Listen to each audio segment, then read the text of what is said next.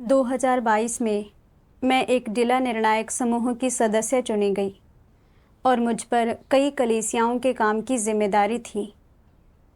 क्योंकि मैं म्याओ और चीनी भाषा बोल सकती थी, इसलिए मैं अक्सर अनुवाद करने में भाई बहनों की मदद करती थी और इसलिए मेरे पास कलीसिया के काम का जायज़ा लेने के लिए ज़्यादा समय नहीं होता था। मैं बहुत बेचैन थी। कुछ कलीसिया अगुवाओं ने अभी अभी प्रशिक्षण लेना शुरू किया था और उन्हें अपना काम करना नहीं आता था। अगर मैं जल्द से जल्द कलीसिया अगुवाओं को विकसित नहीं करती तो ज़्यादातर काम मुझे खुद ही करना पड़ता, जो बहुत व्यस्त और थकाऊ होता। मैंने बहुत प्रतिरोधी महसूस किया जब कोई मुझसे अनुवाद करने के लिए कहता, अगर वह उन कलीसियाओं के काम से जुड़ा नहीं होता जिनकी मैं जिम्मेदार थी, तो मैं उसे अनदेखा कर देना चाहती थी। 2022 के अंत में जिला निर्णायक समूह के अगुवा और उप अगुवा के पदों के लिए चुनाव होने थे। मैंने मन ही मन सोचा, इन कलीसियाओं के काम की जिम्मेदारी पहले से ही मेरे लिए बहुत ज़्यादा है। अगर मुझे समूह अगुवा चुन लिया गया तो मेरी जिम्मेदारी का दायरा और भी बड़ा हो जाएगा और तब क्या मेरा काम और भी व्यस्त नहीं हो जाएगा? अगर मैं ना चुनी गई तो अच्छा होगा। इस तरह मुझे ज़्यादा चिंता नहीं करनी पड़ेगी और मेरी देह इतनी नहीं थकेगी। लेकिन जब वोटों की घोषणा हुई तो मैं जिला निर्णायक समूह की अगुवा चुनी गई थी। मैंने तुरंत बहाने बनाते हुए कहा, मैं बोझ उठाने वाली इंसान नहीं हूँ, मैं आलसी हूँ और वास्तविक काम नहीं करती। मैं काफ़ी धोखेबाज भी हूँ। मैंने तो ये उदाहरण भी दिए कि मैं कैसे धोखेबाज थी। फिर मैंने कहा, मैं जवान और अस्थिर हूँ और समूह अगुवा बनने के लायक नहीं हूँ। यह काम किसी और भाई या बहन को करने दो। एक बहन ने कहा, तुमने अपना कर्तव्य शुरू करने से पहले ही समझौता करना शुरू कर दिया है।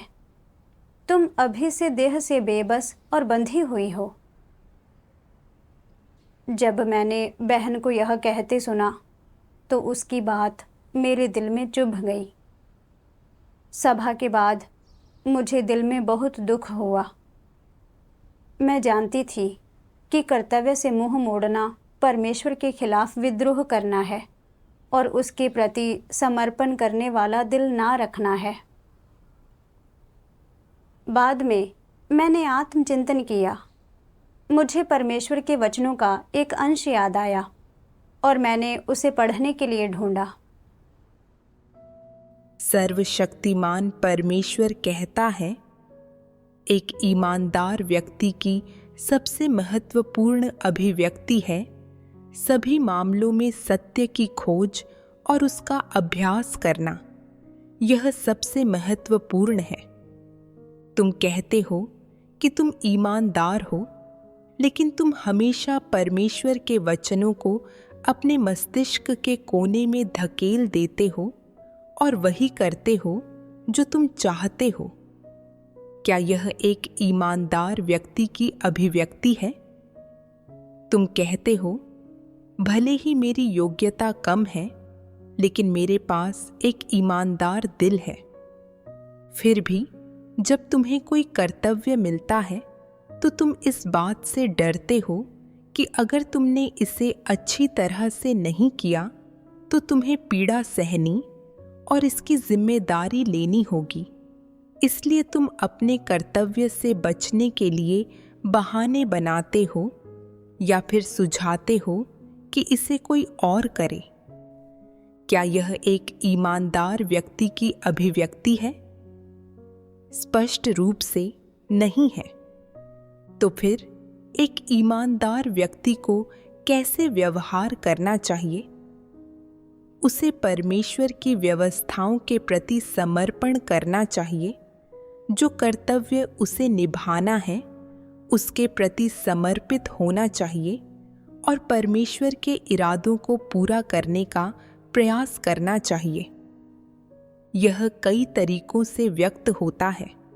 एक तरीका है अपने कर्तव्य को ईमानदार हृदय के साथ स्वीकार करना, अपने दैहिक हितों के बारे में न सोचना और इसके प्रति अधूरे मन का न होना या अपने लाभ के लिए साजिश न करना। ये ईमानदारी की अभिव्यक्तियां हैं। दूसरा है अपना कर्तव्य अच्छे से निभाने के लिए अपना तन मन झोंक देना, परमेश्वर के घर द्वारा तुम्हें सौंपे गए कामों को ठीक से करना और परमेश्वर को संतुष्ट करने के लिए अपने कर्तव्य में अपना हृदय और प्रेम लगा देना। अपना कर्तव्य निभाते हुए एक ईमानदार व्यक्ति की ये अभिव्यक्तियां होनी चाहिए। अगर तुम जानते और समझते हो कि क्या करना है, लेकिन तुम इसे करते नहीं हो, तो तुम अपने कर्तव्य में अपना पूरा दिल और अपनी सारी शक्ति नहीं लगा रहे हो, बल्कि तुम धूर्त और काहिल हो। क्या इस तरह से अपना कर्तव्य निभाने वाले लोग ईमानदार होते हैं? बिल्कुल नहीं। परमेश्वर ऐसे धूर्त और धोखेबाज लोगों का उपयोग नहीं करता है। उन्हें निकाल देना चाहिए। परमेश्वर कर्तव्य निभाने के लिए सिर्फ ईमानदार लोगों का उपयोग करता है। यहाँ तक कि निष्ठावान मजदूर भी ईमानदार होने चाहिए। जो लोग लगातार अनमने और धूर्त होते हैं और ढिलाई बरतते हैं, वे सभी धोखेबाज हैं और वे सभी राक्षस हैं। उनमें से कोई भी वास्तव में परमेश्वर पर विश्वास नहीं करता और वे सभी निकाल दिए जाएंगे। कुछ लोग सोचते हैं ईमानदार व्यक्ति बनना तो वास्तव में आसान है। इसका मतलब बस सच बोलना और झूठ नहीं बोलना है। तुम इस भावना के बारे में क्या सोचते हो? क्या ईमानदार व्यक्ति होने का दायरा इतना सीमित है? बिल्कुल नहीं। तुम्हें अपना हृदय प्रकट करना होगा और इसे परमेश्वर को सौंपना होगा। यही वह रवैया है जो एक ईमानदार व्यक्ति में होना चाहिए। इसलिए एक ईमानदार हृदय अनमोल है। इसका तात्पर्य क्या है? इसका तात्पर्य है कि एक ईमानदार हृदय तुम्हारे व्यवहार को संचालित कर सकता है और तुम्हारी दशा बदल सकता है। यह तुम्हें सही विकल्प चुनने, परमेश्वर के प्रति समर्पण करने और उसकी स्वीकृति प्राप्त करने के लिए प्रेरित कर सकता है। ऐसा हृदय सचमुच अनमोल है। यदि तुम्हारे पास इस तरह का ईमानदार हृदय है, तो तुम्हें इसी स्थिति में रहना चाहिए, तुम्हें इसी तरह व्यवहार करना चाहिए और इसी तरह तुम्हें खुद को समर्पित करना चाहिए। परमेश्वर के वचनों से मैंने देखा कि एक ईमानदार व्यक्ति को चाहे कोई भी कर्तव्य क्यों ना सौंपा जाए, चाहे वह उसके लिए फ़ायदेमंद हो या ना हो, चाहे उसकी देह को कितना भी कष्ट क्यों ना सहना पड़े, वह उसे एक ईमानदार दिल से स्वीकार करेगा। फिर वह अपने हितों पर विचार किए बिना वह सब कुछ करने के लिए अपना सब कुछ दे देगा जो वह कर सकता है। केवल यह सोचेगा कि परमेश्वर को कैसे संतुष्ट किया जाए। केवल इसी तरह का व्यक्ति परमेश्वर का प्रिय एक ईमानदार व्यक्ति होता है। मैं चुनाव से बचना और खुद को इससे बाहर निकालना चाहती थी, क्योंकि मैं कष्ट सहना या कीमत चुकाना नहीं चाहती थी। समूह अगुआ चुने जाने के बाद मेरा इसे करने का मन नहीं हुआ, क्योंकि मैं जानती थी कि यह एक बहुत ही महत्वपूर्ण कर्तव्य था और मुझ पर बहुत सारे कामों की जिम्मेदारी होगी। इसे अच्छी तरह से करने के लिए मेरी देह को बहुत कष्ट सहना पड़ेगा और मुझे बहुत चिंता करनी पड़ेगी। फिर मैंने इससे मुंह मोड़ने की कोशिश की और अपनी जवानी, अस्थिरता और धोखेबाज स्वभाव का बहाना बनाया, यह कहते हुए कि मैं समूह अगुआ बनने के लायक नहीं थी। परमेश्वर के घर ने मुझे इतने लंबे समय तक विकसित किया था, लेकिन नाजुक समय पर मैंने अपने कर्तव्य से मुंह मोड़ लिया। मुझ में सचमुच जरा भी अंतरात्मा या विवेक नहीं था। मैं सचमुच बहुत स्वार्थी और धोखेबाज थी। एक सृजित प्राणी के रूप में मैं वह कर्तव्य भी नहीं करना चाहती थी जो मुझे करना चाहिए था। इस तरह जीने का क्या मतलब है? उस समय मुझे एक भजन की कुछ पंक्तियां याद आईं। लोग परमेश्वर को जरा सा आराम भी नहीं पहुंचाते और अब तक मनुष्य जाति से उसे सच्चा प्रेम नहीं मिला। मेरे आंसू बहने लगे और मैंने परमेश्वर के वचनों का यह भजन ढूंढकर निकाला। इंसान के लिए परमेश्वर का प्रेम सच्चा और असली है। मानव जाति के लिए परमेश्वर का प्रेम मुख्य रूप से उसके अपना कार्य करने और व्यक्तिगत रूप से लोगों को बचाने के लिए देह धारण करने में जाहिर होता है। वह लोगों के साथ आमने सामने बात करता है और उनके साथ आमने सामने रहता है। ज़रा सी भी दूरी नहीं होती है और कुछ भी झूठा नहीं होता है। यह पूरी तरह से वास्तविक होता है। मानव जाति का उसका उद्धार, जिसमें उसने देह धारण करने और दुनिया में मनुष्यों के साथ कष्टदायक वर्ष बिताने तक का काम किया, पूरी तरह से मानव जाति के लिए उसके प्रेम और दया के कारण है। मानव जाति के लिए परमेश्वर का प्रेम बिना शर्त होता है और बदले में वह कुछ नहीं मांगता। वह मनुष्य से क्या प्राप्त कर सकता है? लोग परमेश्वर के प्रति उदासीन हैं। परमेश्वर से परमेश्वर जैसा बर्ताव कौन कर सकता है? लोग परमेश्वर को ज़रा सा आराम भी नहीं पहुंचाते और अब तक मनुष्य जाति से उसे सच्चा प्रेम नहीं मिला। परमेश्वर तो बस निस्वार्थ भाव से देता है और निस्वार्थ भाव से मुहैया कराता है। भजन सुनने के बाद मैं बहुत भावुक हो गई और मुझे थोड़ा अपराध बोध हुआ। मेरे आंसू थमने का नाम नहीं ले रहे थे। परमेश्वर का प्रेम बहुत सच्चा और वास्तविक है। परमेश्वर इतना सर्वोच्च, पवित्र और महान है। फिर भी मानव जाति को बचाने के लिए वह व्यक्तिगत रूप से देहधारी होकर मानव संसार में आया। भ्रष्ट मानव जाति के साथ रहा। लोगों को पोषण देने और उनकी अगुवाई करने के लिए सत्य व्यक्त किया। लोगों का शोधन करने और उन्हें शुद्ध करने के लिए विभिन्न परिवेशों का इंतजाम किया। परमेश्वर मनुष्य के प्रति पूरे दिल से समर्पित है, लेकिन मैं अपना कर्तव्य निभाने में भारी बोझ उठाने को तैयार नहीं थी और ज़रा सी भी कीमत चुकाने या थोड़ा सा भी कष्ट सहने को तैयार नहीं थी। मुझे लगा कि मैं परमेश्वर की बहुत कर्जदार हूँ। परमेश्वर ने मुझे इतना कुछ दिया था, लेकिन मैंने उसके इरादे के प्रति विचारशीलता नहीं दिखाई और केवल अपने हितों के बारे में सोचा। इस चिंता में अपने कर्तव्य से मुंह मोड़ लिया कि मेरी देह को कष्ट होगा। मुझ में सचमुच अंतरात्मा बिल्कुल नहीं थी। मैंने परमेश्वर के वचनों का एक और अंश पढ़ा और परमेश्वर के इरादे को समझा।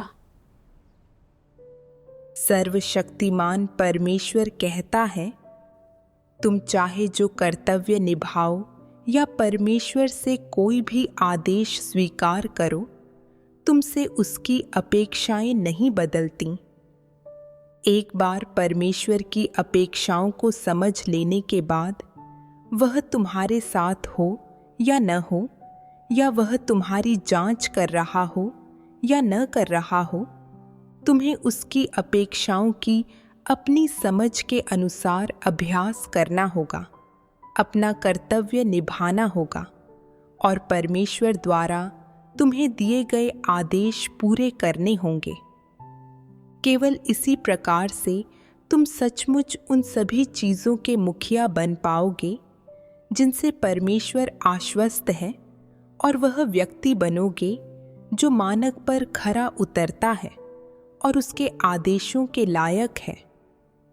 केवल परमेश्वर के वचनों और उसकी ज़रूरतों पर ध्यान केंद्रित करो और सत्य के अनुसरण में लग जाओ और अपना कर्तव्य अच्छे से निभाओ, परमेश्वर के इरादे पूरे करो और परमेश्वर की 6000 वर्षों की प्रतीक्षा और 6000 वर्षों की आशा को निराश मत करो। परमेश्वर को थोड़ा दिलासा दो, उसे तुम्हारे अंदर आशा दिखाई दे और उसकी इच्छाएं तुम में पूरी हों। मुझे बताओ, अगर तुम ऐसा करोगे तो क्या परमेश्वर तुम्हारे साथ अन्यायपूर्ण व्यवहार करेगा? बिल्कुल भी नहीं। परमेश्वर के वचनों से मैंने महसूस किया कि कैसे परमेश्वर का इरादा है कि हम सत्य का अनुसरण करें, अपने कर्तव्य अच्छी तरह से निभाएं, परमेश्वर के प्रति समर्पण करें, अपने दिल परमेश्वर को सौंपें, उसके साथ एक मन हो और मानक स्तर के सृजित प्राणी बने। परमेश्वर सबसे ज़्यादा यही देखना चाहता है। जब मैं जिला निर्णायक समूह की अगुआ चुनी गई थी, परमेश्वर को उम्मीद थी कि मैं अपना कर्तव्य निभाते हुए सत्य खोजूंगी और समस्याओं को हल करने के लिए सत्य पर संगति करने का अभ्यास करूंगी। इसके अलावा उसे यह भी उम्मीद थी कि मैं काम को दिल से लगाऊंगी और जिम्मेदारियों का बोझ उठाऊंगी और अंततः अपना कर्तव्य अच्छी तरह से करने, सत्य प्राप्त करने और परमेश्वर द्वारा बचाई जाने में सक्षम रहूंगी। जब मैं यह समझ गई तो मुझे गहरी आत्मग्लानि महसूस हुई। मुझे परमेश्वर द्वारा दिए गए अवसर को ना संजोने और अपने कर्तव्य को स्वीकार न करने का पछतावा हुआ। कैसे मैं उम्मीद कर रही थी कि परमेश्वर मुझे एक और मौका देगा। मैंने संकल्प लिया कि अगर मुझे एक और मौका मिला तो मैं निश्चित रूप से समर्पण करूंगी और फिर कभी इस तरह से परमेश्वर के खिलाफ विद्रोह नहीं करूंगी। इसलिए मैंने परमेश्वर से प्रार्थना की, प्रिय परमेश्वर, मैं तुम्हारी सभी व्यवस्थाओं के प्रति समर्पण करने को तैयार हूँ। भविष्य में मैं कोई भी कर्तव्य स्वीकार करने और उसे अच्छी तरह से करने को तैयार हूँ। बाद में ऊपरी अगुवाओं ने मेरा इस्तीफ़ा मंजूर नहीं किया और मुझे समूह अगुआ बने रहने दिया। मैं बेहद खुश हुई। परमेश्वर मेरे दिल को जानता था और उसने मुझे एक और मौका दिया था। मुझे इसे संजोना होगा। बाद में मैंने सक्रिय रूप से काम का जायज़ा लेना शुरू कर दिया और हर रात सभाएं खत्म होने के बाद मैं निर्णायक समूह में अपने भाई बहनों के साथ काम की समस्याओं का सारांश तैयार करती थी। हालांकि कभी कभी बहुत काम होता था और मेरी देह थोड़ी थक जाती थी, पर मैंने पहले की तरह अपने कर्तव्य से मुंह नहीं मोड़ा। 2023 में कुछ कलीसियाओं के पुनर्गठन के कारण अगुवाओं और उपयाजकों के लिए चुनाव हो रहे थे और मेरे काम का बोझ बहुत बढ़ गया था। मैं हर दिन बहुत देर तक व्यस्त रहती थी। उस दौरान मुझे बस यही लगा कि यह बहुत ज़्यादा झंझट वाला और बहुत थकाऊ काम है। इसके तुरंत बाद कलीसिया ने एक नए दौर के चुनाव करवाए और मैं इस अवसर का लाभ उठाकर जिला निर्णायक समूह में अपने पद को छोड़ना और इसके बजाय एक हल्का कर्तव्य करना चाहती थी। उस समय मुझे एहसास हुआ कि मैं फिर से अपनी देह का ख्याल रखना चाहती थी और मैंने अपने दिल में परमेश्वर को पुकारा कि वह मेरी अगुवाई करे ताकि मैं सत्य का अभ्यास कर सकूं। उस समय परमेश्वर के वचनों के 2 भजन मेरे मन में आए। परमेश्वर मूल्यवान मानता है उनको जो उसकी सुनते और उसका आदेश मानते हैं। परमेश्वर को इससे कोई फर्क नहीं पड़ता है कि कोई व्यक्ति महान है या तुच्छ। अगर वह उसे मान सकता है, उसके निर्देशों और आदेश के प्रति समर्पण करता है, उसके कार्य, उसकी इच्छा और उसकी योजना के साथ सहयोग कर सकता है ताकि उसकी इच्छा और उसकी योजना अबाधित रूप से क्रियान्वित और पूरी की जा सके, तो ऐसा आचरण उसके द्वारा याद रखने योग्य और उससे आशीष प्राप्त करने के योग्य है। परमेश्वर ऐसे लोगों को संजोता है और वह ऐसे व्यवहार को संजोता है। वह अपने प्रति लोगों के इस स्नेह और अपने प्रति दिखाए गए इस हृदय को संजोता है। यह परमेश्वर का रवैया है। परमेश्वर का ध्यान मनुष्य के हृदय पर है। जब कोई व्यक्ति परमेश्वर का आदेश स्वीकार करता है, तो परमेश्वर के पास यह निर्णय लेने के लिए एक मापदंड होता है कि उस व्यक्ति के कार्य अच्छे हैं या बुरे, उसके पास समर्पण है या नहीं, उसने परमेश्वर के इरादे पूरे किए हैं या नहीं, और क्या उसके कर्म और व्यवहार मानक स्तर के हैं या नहीं। परमेश्वर जिसको अहमियत देता है वह है व्यक्ति का हृदय, ना कि उसके ऊपरी कार्यकलाप। ऐसी बात नहीं है कि यदि कोई व्यक्ति कुछ करता है तो परमेश्वर को उसे आशीष देना ही चाहिए, फिर चाहे वह इसे कैसे भी करे। यह परमेश्वर के बारे में लोगों की गलत फहमी है। परमेश्वर सिर्फ अंतिम नतीजे ही नहीं देखता, बल्कि वह इस पर अधिक जोर देता है कि किसी व्यक्ति का हृदय कैसा है।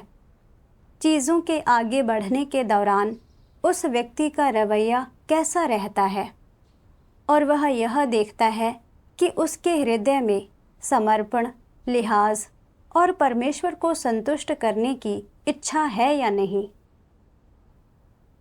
परमेश्वर के वचनों ने सचमुच मेरे दिल को छू लिया, खासकर जब मैंने पढ़ा, परमेश्वर सिर्फ अंतिम नतीजे ही नहीं देखता, बल्कि वह इस पर अधिक जोर देता है कि किसी व्यक्ति का हृदय कैसा है।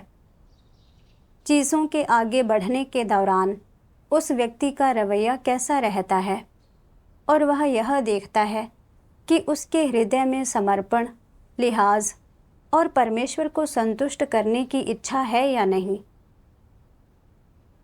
मैं समझ गई कि परमेश्वर जिसकी परवाह करता है वह मनुष्य का दिल है। जब भी कोई बात होती है तो परमेश्वर यह देखना चाहता है कि लोगों के दिल परमेश्वर के प्रति समर्पित और विचारशील हैं या नहीं। वे परमेश्वर को संतुष्ट करने के लिए अपने हितों को छोड़ सकते हैं या नहीं। जब भी मुझ पर कोई महत्वपूर्ण काम आता या मुझे चुनावों का सामना करना पड़ता, तो मैं यह नहीं सोचती थी कि मैं परमेश्वर के इरादों को कैसे पूरा करूं। केवल यह सोचती थी कि देह के कष्ट से कैसे बचा जाए और कैसे कम जिम्मेदारी ली जाए। मुझ में अंतरात्मा की बहुत कमी थी। मैं कितनी स्वार्थी और नीच थी। अब कलीसिया नए चुनाव करवा रही थी और मुझे कम से कम समर्पण का रवैया तो रखना ही था। अगर मैं चुन ली गई तो यह परमेश्वर द्वारा मेरा उत्कर्ष होगा। अगर मैं नहीं चुनी गई तो मेरे लिए सीखने को सबक होंगे। किसी भी हाल में मुझे समर्पण करना चाहिए। जब मैंने यह सोचा तो मेरा दिल काफ़ी शांत हो गया और मैंने चुनाव में भाग लिया। अंत में मैं जिला निर्णायक समूह की सदस्य चुनी गई और मेरा दिल समर्पण कर सका। बाद में मैंने परमेश्वर के वचनों का एक अंश पढ़ा और समझ गई कि मैं क्यों लगातार देह का ख्याल रखती थी और अपने कर्तव्य से मुंह मोड़ती थी। सर्वशक्तिमान परमेश्वर कहता है, देह के संबंध में तुम उसके साथ जितना अच्छा व्यवहार करोगे वह उतनी ही लालची होगी। देह के लिए थोड़ा कष्ट सहना उचित है और जब ऐसा होता है तो सही मार्ग पर चलना और अपने उचित काम पर ध्यान देना आसान हो जाता है।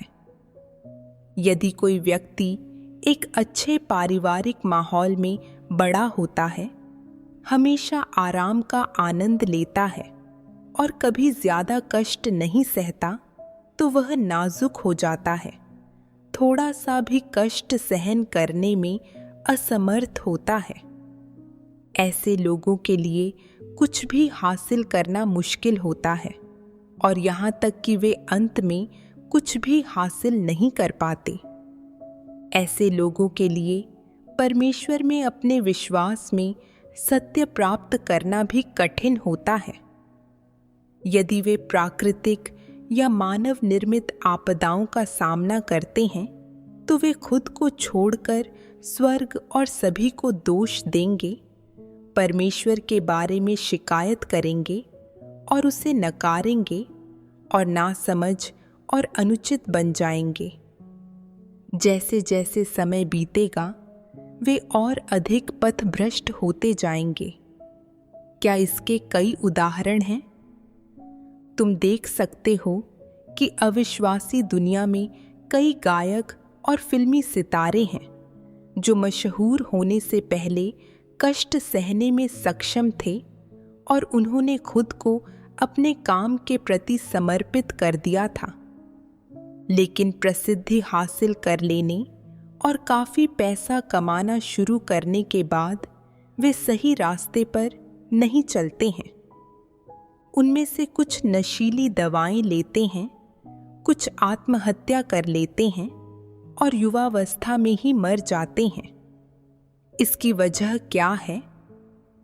उनके भौतिक सुख बहुत अधिक हैं, वे बहुत आराम तलब हैं और नहीं जानते कि बड़ा आनंद या अधिक रोमांच कैसे प्राप्त किया जाए। उनमें से कुछ लोग अत्यधिक उत्तेजना और खुशी की तलाश में नशीली दवाओं की ओर चल पड़ते हैं और लंबे समय तक उन्हें लेने के बाद वे उन्हें छोड़ने में असमर्थ हो जाते हैं। कुछ लोग नशीली दवाओं के अत्यधिक सेवन से मर जाते हैं और कुछ लोग इस लत से छुटकारा पाने के तरीके की जानकारी न होने के कारण अंत में आत्महत्या कर लेते हैं। ऐसे बहुत सारे उदाहरण हैं।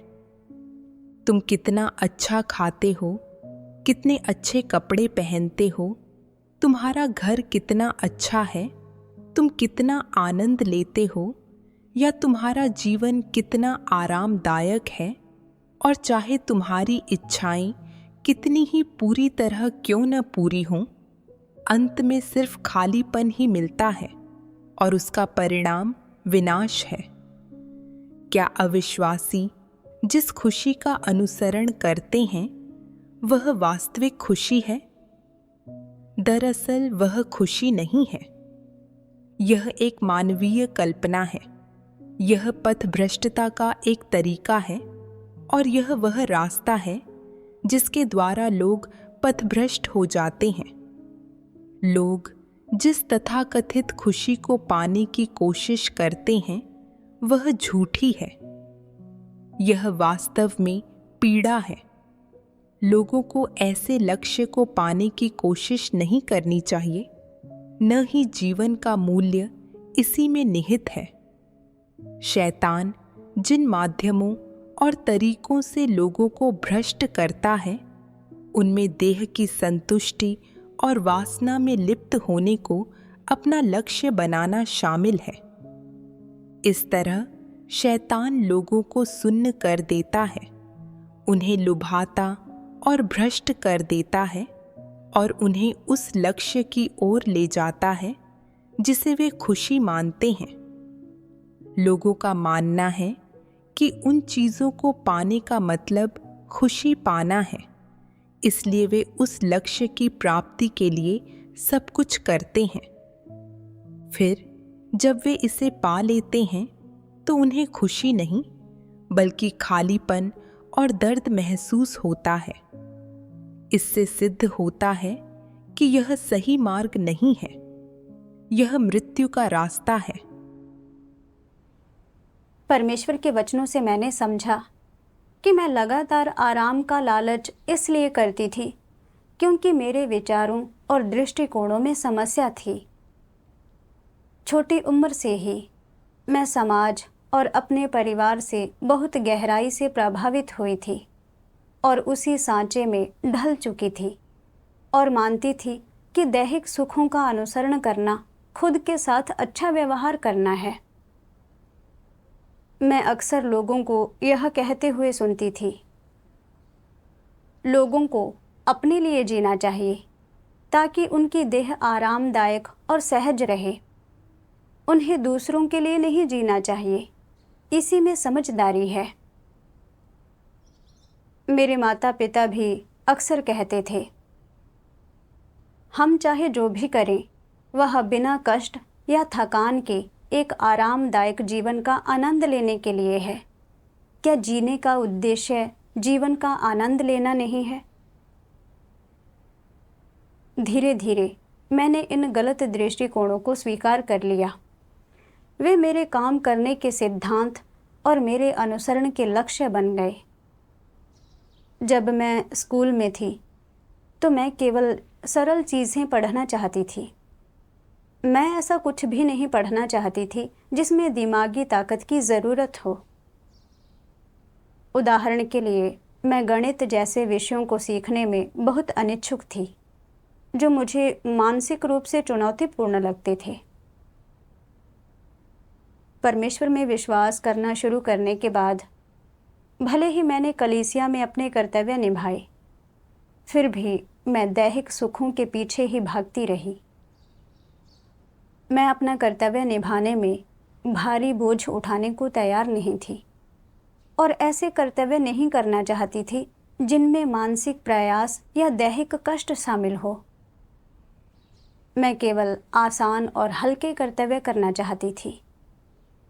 जैसे ही कठिन कर्तव्य या भारी बोझ उठाने वाले कर्तव्य सौंपे जाते, मैं उनसे मुंह मोड़ना चाहती थी।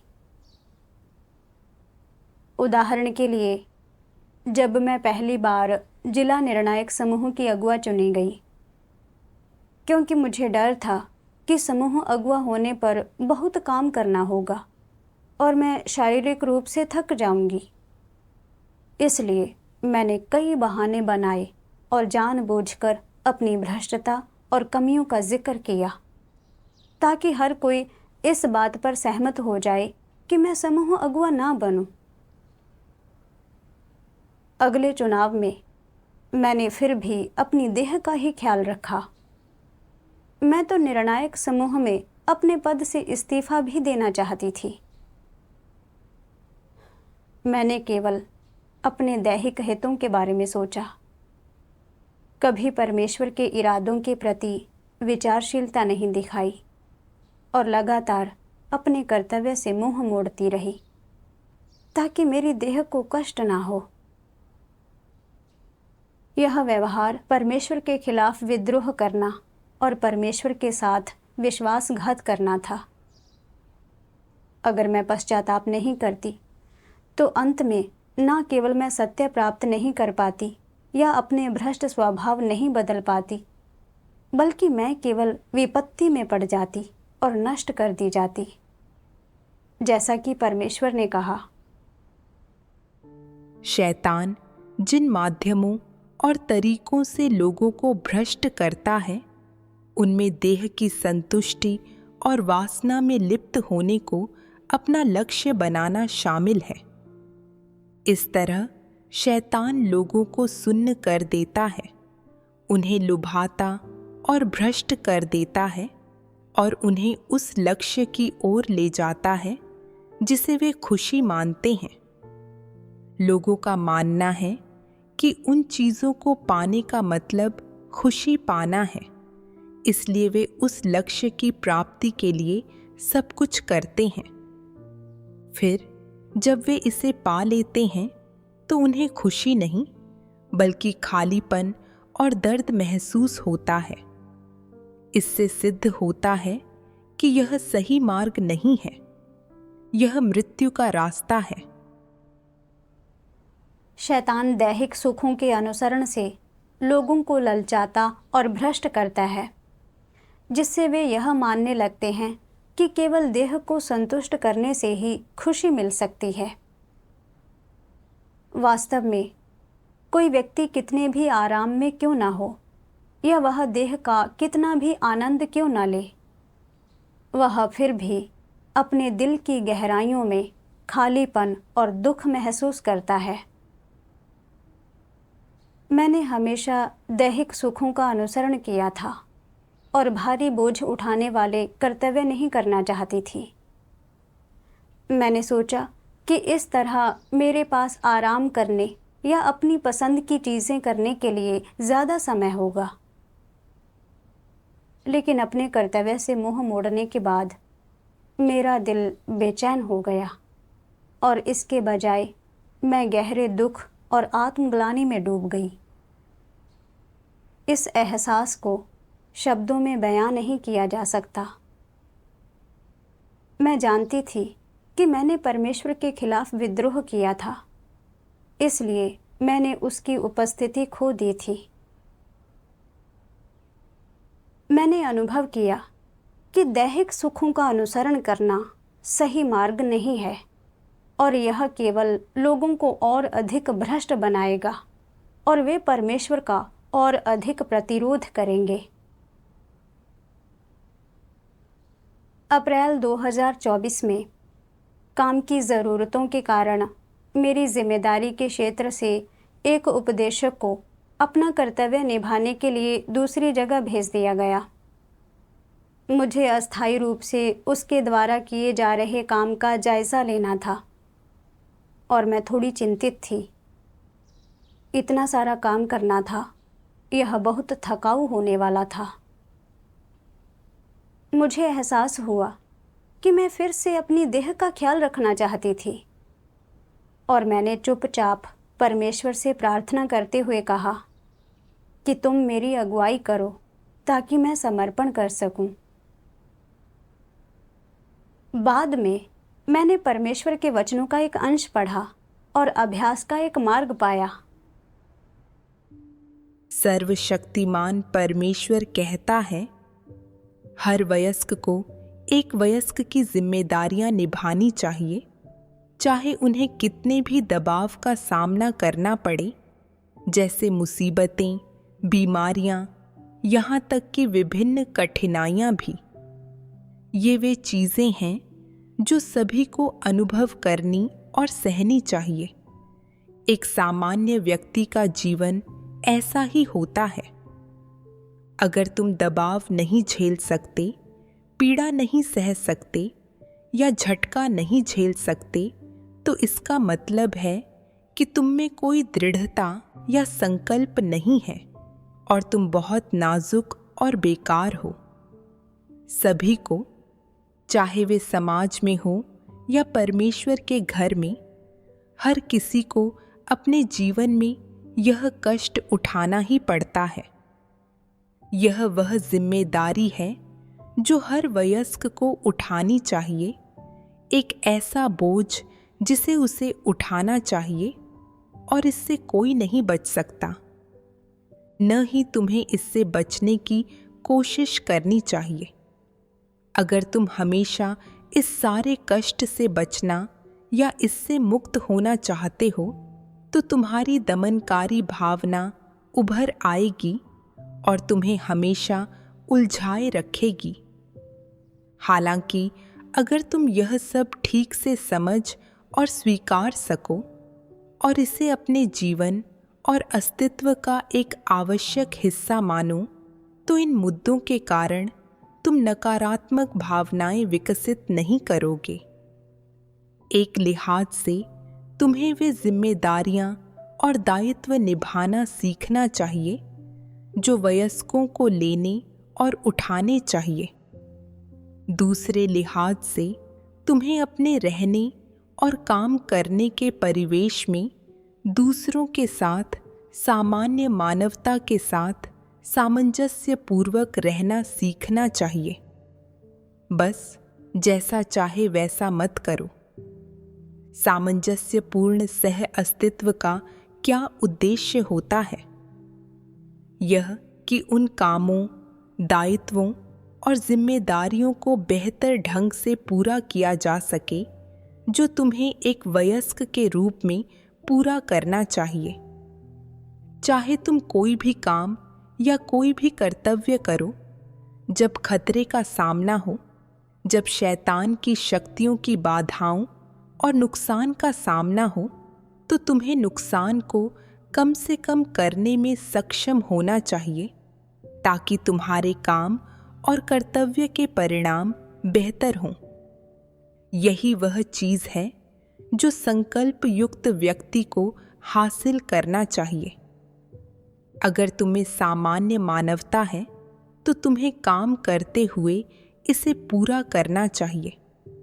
जहाँ तक काम के दबाव की बात है, चाहे यह ऊपर वाले से आता हो या परमेश्वर के घर से, या अगर यह दबाव भाई बहनों द्वारा तुम पर डाला गया हो, यह ऐसी चीज़ है जिसे तुम्हें सहन करना चाहिए। तुम यह नहीं कह सकते, दबाव के कारण मैं यह काम नहीं करूँगा। मैं बस अपना कर्तव्य करने और परमेश्वर के घर में काम करने में फुर्सत, सहजता, खुशी और आराम तलाश रहा हूँ। यह नहीं चलेगा और यह ऐसा विचार नहीं है जो किसी सामान्य वयस्क में होना चाहिए और परमेश्वर का घर तुम्हारे आराम में लिप्त होने की जगह नहीं है। हर व्यक्ति अपने जीवन और कार्य में एक निश्चित मात्रा में दबाव और जोखिम उठाता है। किसी भी काम में, खास तौर से परमेश्वर के घर में अपना कर्तव्य करते हुए तुम्हें इष्टतम परिणामों के लिए प्रयास करना चाहिए। अधिक बड़े पैमाने पर यह परमेश्वर की शिक्षा और अपेक्षा है। छोटे पैमाने पर यह वह रवैया, दृष्टिकोण, मानक और सिद्धांत है जो हर व्यक्ति के पास अपने स्व आचरण और कार्यकलापों में होना चाहिए। जब तुम परमेश्वर के घर में कोई कर्तव्य करते हो तो तुम्हें परमेश्वर के घर के अनुबंधों और प्रणालियों का पालन करना सीखना चाहिए और तुम्हें नियम का अनुपालन करना सीखना चाहिए। तमीज़ के साथ आचरण करना चाहिए। यह व्यक्ति के स्व आचरण का एक अनिवार्य हिस्सा है। परमेश्वर के वचन पढ़ने के बाद मैं समझ गई कि वयस्कों के रूप में, चाहे परमेश्वर के घर में हों या अविश्वासियों की दुनिया में, हम सभी की अपनी अपनी जिम्मेदारियां और दायित्व होते हैं। यह वह जिम्मेदारी है जो एक सामान्य व्यक्ति को उठानी चाहिए। अपना कर्तव्य निभाने की प्रक्रिया में भले ही देह को कष्ट सहना पड़ता है, कीमत चुकानी पड़ती है और कुछ दबाव झेलना पड़ता है, ये सभी वे जिम्मेदारियां हैं जो वयस्कों को उठानी पड़ती हैं। मैं कष्ट सहने से नहीं डर सकती, ना ही कर्तव्यों को कठिन देखकर उनसे मुंह मोड़ सकती हूँ। ऐसा करना तो अंतरात्मा और मानवता बिल्कुल नहीं होना है। इसलिए मैंने सचेत रूप से देह के खिलाफ विद्रोह करने के लिए परमेश्वर से प्रार्थना की और मैं धीरे धीरे समर्पण करने में सक्षम हो गई। इस अनुभव के माध्यम से मैं समझ गई कि भले ही कलीसिया में काम संभालते समय मेरे देह को कष्ट होता है और थकान महसूस होती है, पर मैंने बहुत कुछ पाया है। मुझे एहसास हुआ कि मेरे सामने चीज़ें आने पर मुझे सत्य सिद्धांत खोजना चाहिए और मेरी मानवता भी बहुत परिपक्व हुई। पहले मैं हमेशा दूसरों पर निर्भर रहती थी, पर अब मैंने स्वतंत्र रूप से काम करना सीख लिया है। जब भाई बहनों को कठिनाइयाँ या धारणाएं होती हैं, तो मैं संगति करने और उन्हें हल करने के लिए प्रासंगिक सत्य भी खोज सकती हूँ। भले ही मेरे काम का बोझ पहले से ज़्यादा भारी है, पर मैंने बहुत कुछ हासिल किया है और पाया भी है। यह सब परमेश्वर का एक विशेष अनुग्रह है। परमेश्वर का धन्यवाद।